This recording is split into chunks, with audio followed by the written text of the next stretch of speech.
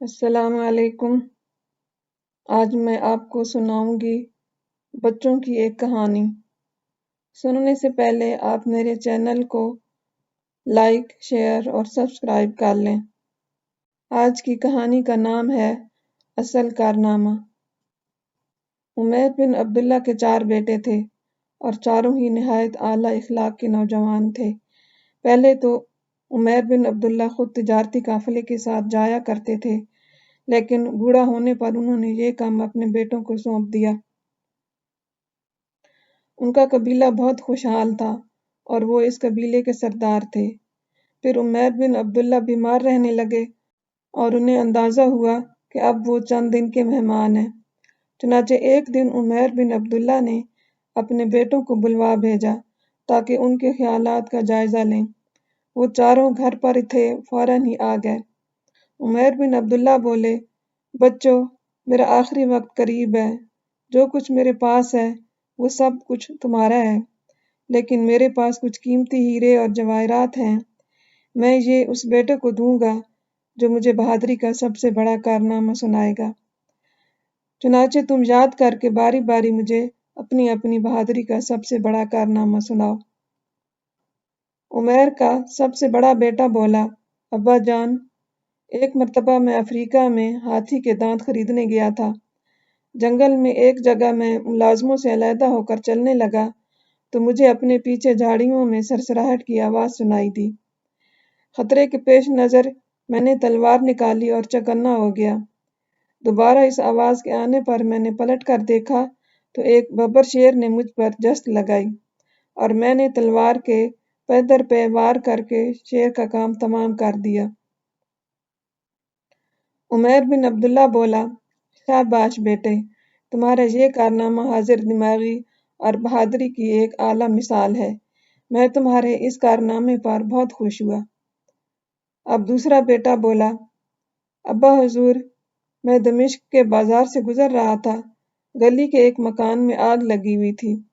آگ کے شعلے آسمان سے باتیں کر رہے تھے۔ اس دوران کچھ لوگ آگ بجھانے میں مصروف تھے۔ ایک عورت چلا چلا کر کہہ رہی تھی، لوگو، میرا 4 سال کا بیٹا کمرے کے اندر سو رہا ہے، خدا کے لیے میرے بچے کی جان بچاؤ، وہ جل جائے گا۔ مجھ سے اس عورت کی آہ و بکا سن کر نہ رہا گیا اور لوگوں کے منع کرنے کے باوجود میں اون کا کمبل اوڑھ کر گھر کے اندر سے اس عورت کے بچے کو زندہ نکال لایا۔ اس نے مجھے بہت دعائیں دیں، جبکہ میں بری طرح جھلس گیا تھا۔ پھر ہفتوں علاج کے بعد میں صحت یاب ہو گیا۔ عمیر بن عبداللہ کہنے لگے، تمہارا یہ کارنامہ بہادری اور بے لوثی کا شاندار نمونہ ہے۔ اس کی جتنی تعریف کی جائے کم ہے۔ اب تیسرا بیٹا کہنے لگا، ابا جان، میں ایک مرتبہ دریا کے کنارے کشتی میں سامان چڑھوا رہا تھا تو سامنے سے آنے والی ایک کشتی ساحل کے قریب ہی آ کر ڈوب گئی۔ لوگ کشتیوں میں بیٹھ کر مسافروں کو بچانے کے لیے دوڑ پڑے۔ میں بھی ایک ماہر تیراک ہوں۔ میں نے 7 آدمیوں، عورتوں اور بچوں کو خود اپنی جان کی پرواہ کیے بغیر ڈوبنے سے بچا لیا اور کنارے پر لے آیا۔ عمیر بن عبداللہ بولے، شاباش بیٹے، تمہارا یہ کارنامہ بہادری اور انسانی خدمت کی ایک شاندار مثال ہے۔ واقعی تم داد و تحسین کے مستحق ہو۔ اب چوتھا بیٹا سر جھکائے بیٹھا رہا۔ پوچھنے پر چوتھا بیٹا بولنے لگا، ہاں ابا جان، ایک ایسا واقعہ تو ضرور ہے، لیکن وہ بہادری کا واقعہ بھی نہیں ہے۔ پھر مجھے یہ خدشہ بھی ہے کہ میں نے اگر سنایا تو آپ ناراض ہوں گے اور ممکن ہے کہ میرے بڑے بھائی میری پٹائی بھی کر دیں۔ عمیر بن عبداللہ نے اپنے بیٹے کو حوصلہ دیا۔ چوتھا بیٹا قصہ سناتے ہوئے کہنے لگا، ابا حضور، عراق جاتے ہوئے ایک مرتبہ ہمارے قافلے نے پہاڑی کے دامن میں رات کو پڑاؤ کیا۔ شام کے وقت اچانک پانی ختم ہو جانے پر قافلے کے سردار نے مجھے پانی بھر کر لانے کا حکم دیا۔ میں مشک اٹھا کر گیا اور قریبی پہاڑی نالے میں سے پانی بھرنے ہی لگا تھا کہ مجھے کچھ فاصلے پر کسی انسان کے کراہنے کی آواز آئی۔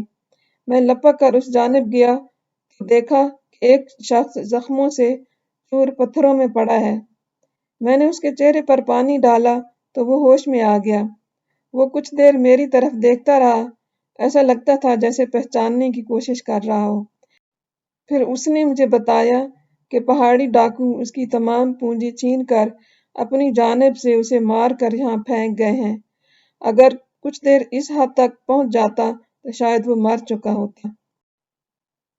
پانی تو میں بعد میں لایا، لیکن پہلے میں اس زخمی شخص کو اٹھا کر اپنے خیمے میں لے آیا۔ قافلے کے طبیب نے اس کی مرہم پٹی کی اور میں نے اس کی تیمارداری بہت توجہ سے کی۔ صبح کے وقت روشنی میں اس کو میں نے پہچان لیا۔ وہ ہمارے دشمن قبیلے کا سردار ولید بن زبیر تھا۔ پہلے تو میرے جی میں آیا کہ میں اس کا گلا گھونٹ دوں، کیونکہ کچھ عرصہ پہلے اس آدمی نے مجھے تنہا پا کر میری مار پیٹ کرتا رہا تھا۔ ممکن ہے کہ وہ جان سے مار ڈالتا، لیکن میری قسمت اچھی تھی کہ میں اس کی قید میں سے بھاگنے میں کامیاب ہو گیا۔ لیکن اس وقت زخمی حالت میں نے اس سے بدلہ لینے کو مناسب نہ سمجھا۔ میں نے دل جمعی سے اس کا علاج کروایا، دیکھ بھال کی، اپنے ساتھ سفر میں رکھا، اپنی سواری اس کے سپرد کی، اور اگلی منزل پر جب قافلہ شہر میں پہنچا تو میں نے اسے اپنے ملازموں کی نگرانی میں شہر میں اس کے ایک دوست کے گھر بھجوا دیا۔ رخصت ہوتے وقت میں نے اسے طعن و تشنیع کی اور نہ ہی اپنا احسان جتلایا۔ البتہ اسے اپنی پہچان ضرور کروا دی، لیکن اس وقت اس شخص کے پاس ندامت اور آنسوؤں کے سوا کچھ نہ تھا۔ شاید اس وجہ سے ان کا قبیلہ ایک عرصے سے ہم پر حمل آور نہیں ہوا اور نہ ہی ہمارے مال مویشی چرائے گئے۔ عمیر بن عبداللہ اتنی نقاہت کے باوجود تیزی سے بستر سے اٹھ کھڑے ہوئے اور آگے بڑھ کر بے اختیار اپنے بیٹے کا منہ چوم لیا اور بولے، یہی ہے اصل کارنامہ۔ اللہ کا حکم ہے کہ تمہارے پاس اختیار ہے کہ تم دشمن سے اس حد تک بدلہ لو جتنا کہ اس نے تم پر ظلم کیا ہے۔ اگر اختیار پا لینے کے باوجود تم اس کو معاف کر سکو تو اللہ اور اس کے رسول صلی اللہ علیہ وآلہ وسلم کے نزدیک اس کا بہت ہی زیادہ نیک اجر ہے۔ میرے پیارے بیٹے، تمہارا یہ کارنامہ سب سے بڑی بہادری کی درخشندہ مثال ہے، اور یہ ہیرے اور جواہرات میں تمہیں تحفے میں دیتا ہوں۔ یہ کہہ کر عمیر بن عبداللہ نے ہیرے اور جواہرات کی تھیلی اپنے چوتھے بیٹے کی طرف اچھال دی۔